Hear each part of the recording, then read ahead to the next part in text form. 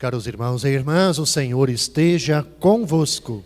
Ele está no meio de nós. Proclamação do Evangelho de Jesus Cristo, narrado segundo Mateus. Glória a vós, Senhor.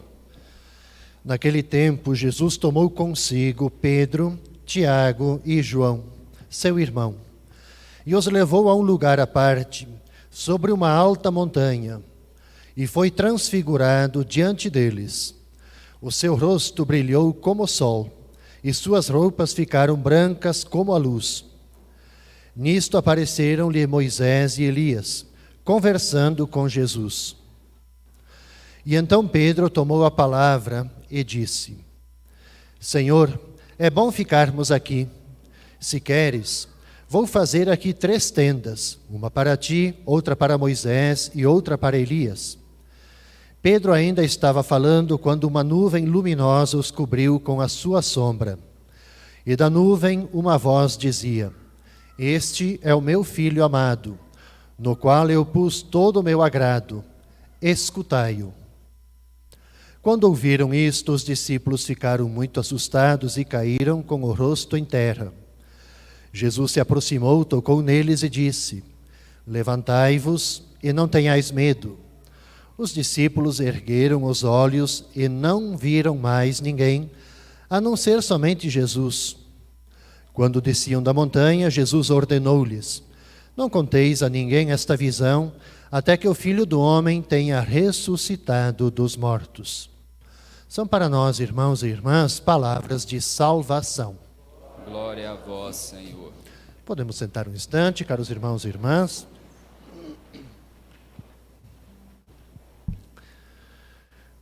Essa nossa segunda semana, abertura da segunda semana do tempo da Quaresma, esse nosso itinerário de preparação para a Páscoa, coloca-nos esse belíssimo Evangelho da Transfiguração. Sempre na linguagem bíblica, linguagem teológica, a montanha sempre ela simboliza, ela faz referência, nos remete ao encontro com o divino, o encontro íntimo com o Senhor, o encontro também com aquilo que há de melhor em nós. Esses 2 âmbitos. E aqui é a nossa identidade. E o silêncio da montanha é que normalmente quando a gente sobe a montanha, quer dizer, a gente encontra outro clima. A gente foge dos barulhos normais e a gente se depara normalmente com o silêncio. E normalmente novamente na linguagem teológica, linguagem bíblica, sempre o silêncio da montanha remete para a gente, ou então desvela da onde que nós somos, para onde que nós vamos. Enfim, revela para nós, nessa busca do silêncio, quem que de fato nós somos. Eu queria, nessa reflexão, tendo presente isso, de destacar 3 pontos. Primeiro, para mostrar exatamente o sentido bem amplo desse Evangelho da Transfiguração, que está exatamente como a questão bem ampla para mostrar, para revelar Jesus como Filho amado do Pai, que vai concretizar, que vai colocar em prática o projeto do Pai, o projeto de Deus em favor das pessoas. Mas como que faz isso? Através do dom da vida, através da entrega de si próprio, por amor. Esse é o sentido bem amplo desse Evangelho. Mostra para a gente que pela transfiguração de Jesus, Deus, Ele mostra para a gente, para as pessoas de todos os tempos, pessoas de todas as épocas, de todos os lugares, que uma existência, uma vida, quando ela é feita, quando ela é uma vida tornada dom, uma vida quando ela é tornada serviço, não é vida em vão, não é vida fracassada. Mesmo que daqui uns dias nós vamos celebrar Páscoa, né? Nós vamos celebrar paixão, vamos celebrar a morte, mas vamos celebrar a ressurreição. Então a vida plena, o Evangelho da Transfiguração, ela nos remete para isso.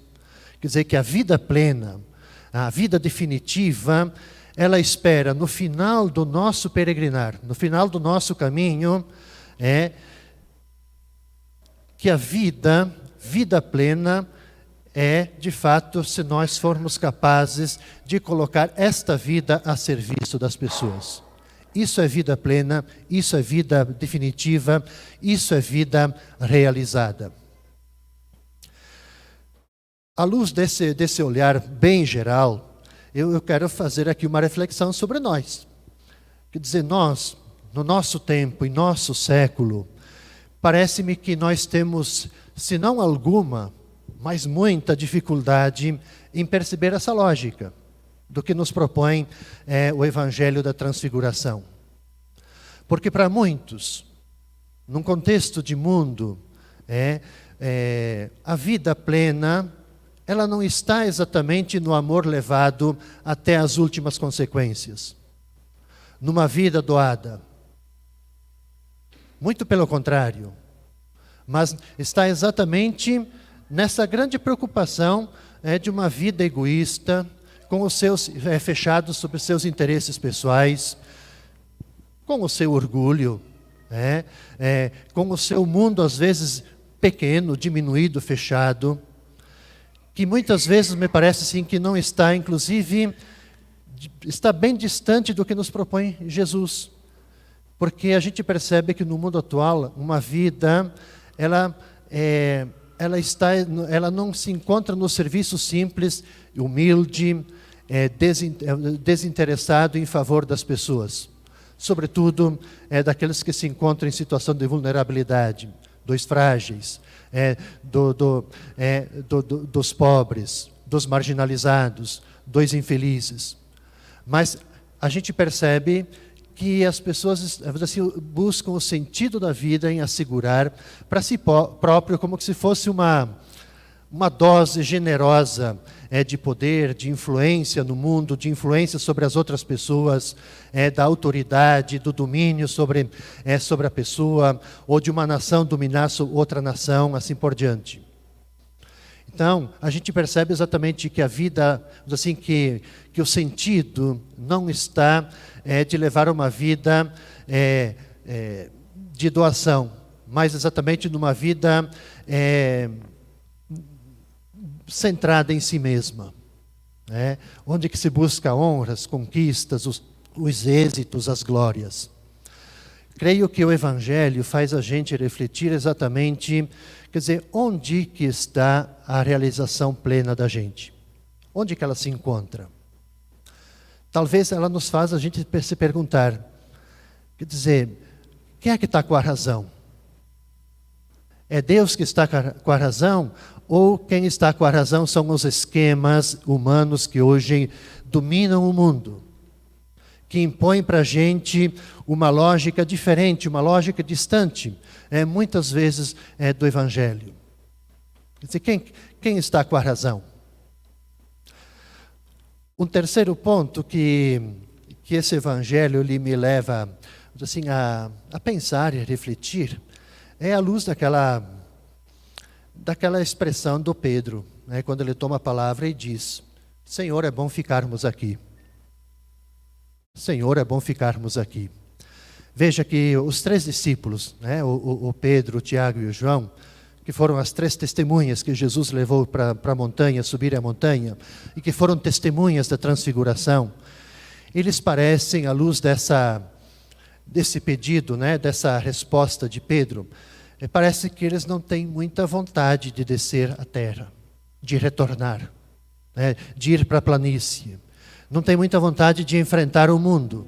Não tem vontade de enfrentar os problemas das pessoas. Creio que essa figura, essa frase de Pedro, mas na figura dos três, do Pedro, Tiago e João, eles representam exatamente todos aqueles.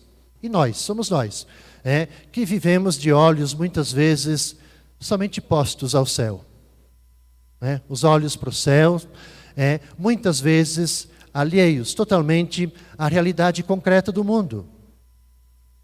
Sem disposição, sem vontade, sem desejo de a gente intervir para a gente renovar o mundo, para a gente transformar o mundo. No entanto, a gente precisa ter essa certeza, essa clareza que ser um seguidor de Jesus, ser cristão, isso obriga a gente a regressar ao mundo. Mas não é regressar ao mundo para qualquer coisa.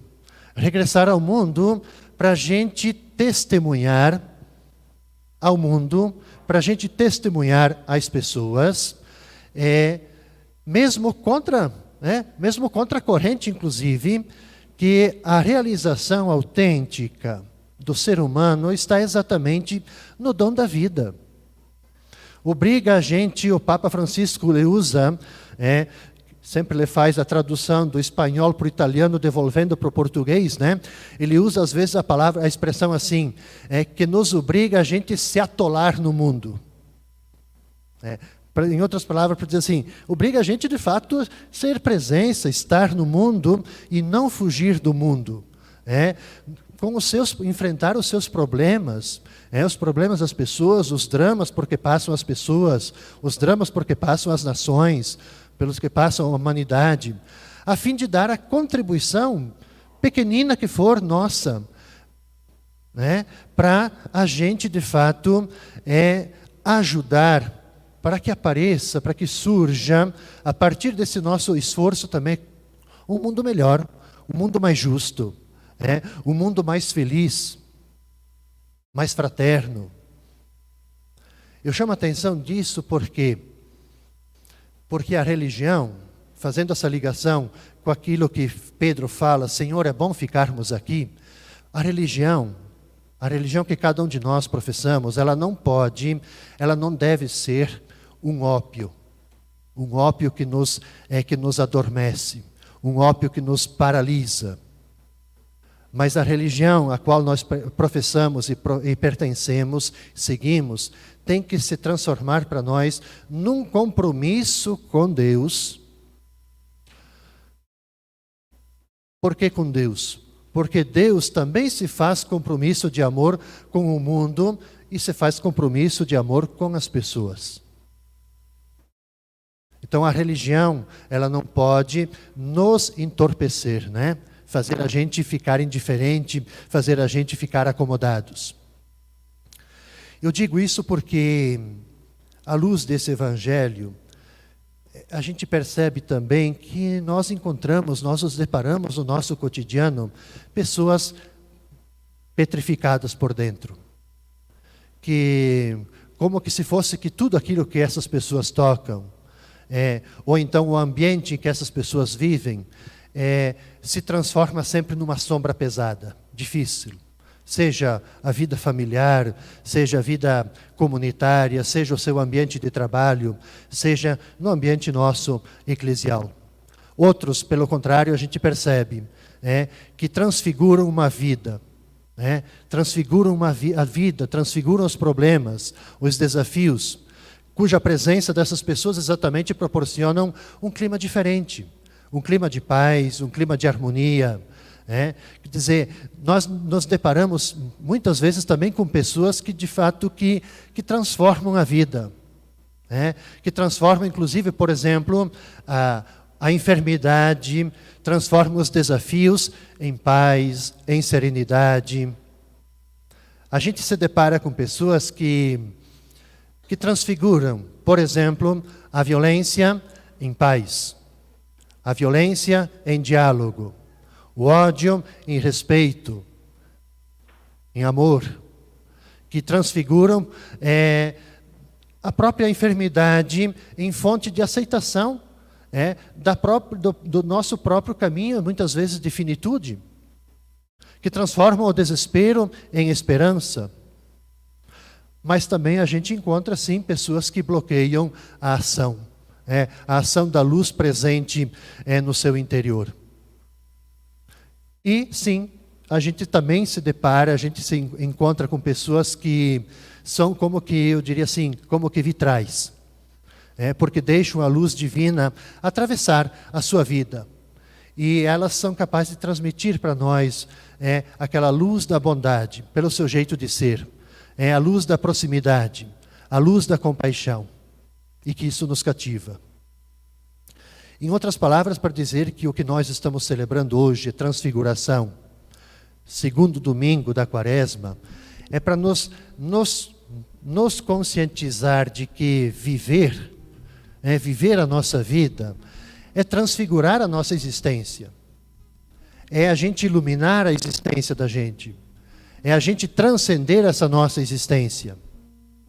Por quê? Porque esse caminho nosso que nós estamos percorrendo de Quaresma, de transformação, de conversão, ou se quisermos usar a palavra transfiguração, não tem que ser somente uma coisa externa, uma coisa externa. Já que passamos aqui há poucos dias o Carnaval, eu vou usar a mesma expressão, como que se fosse uma mudança nossa, dizer assim, bom, agora estamos em época de Carnaval, eu vou trocar minhas roupas, eu vou usar as roupas, botar meus disfarces, assim por diante, como no Carnaval. Não pode ser simplesmente uma mudança externa, tem que ser algo interno. Tem que significar para nós a transfiguração. Esse nosso caminho quaresmal tem que significar para a gente exatamente uma grande abertura a essa realidade nossa cotidiana. E a gente tem que tomar consciência de que a vida, de que a nossa história e a história das pessoas, a história da humanidade, elas estão cheias de sentido. E eu devo ajudar a dar sentido também para a vida das pessoas. Isso é a gente celebrar transfiguração. É a gente, sim, subir a montanha e se transfigurar. A gente fazer o encontro com o divino. Mas nós não podemos fazer como Pedro, desejar ficar. No sentido de a gente ficar alheio à realidade. Transfigurados, fortalecidos, embebidos pelo encontro com o divino, a gente tem que descer. A gente tem que transformar. A gente tem que transfigurar este mundo. Mundo de violência e mundo de paz. Mundo de desesperança em esperança. Onde que há intolerância, transformar em diálogo, transformar em relação. É isso que nós precisamos fazer. Não podemos ficar acomodados, Temos muito a fazer.